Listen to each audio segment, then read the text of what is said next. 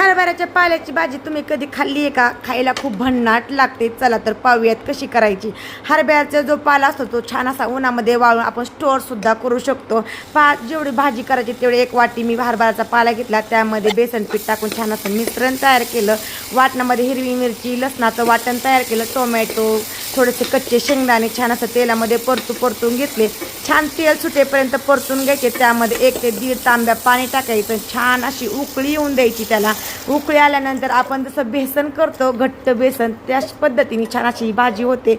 खायला खूप भन्नाट लागते बरं का. छान उकळी आल्यानंतर जे आपण हरभऱ्याच्या पाल्याचं जे मिश्रण तयार केलं होतं ते त्यावरतून टाकायचं आणि छान असं एक जीव असं हलू घ्यायचं. खायला इतकी छान लागते ना, जशी पालकाच्या भाजीची गरगटी लागते ना तशीच इतकी छान लागते. त्यातले शेंगदाणे ते इतके भन्नाट लागतात ना, एकदा करून पहा. इतकी सुंदर लागते. त्याबरोबर छान अशी गरम गरम बाजरीची भाकरी. वाव, खूप छान.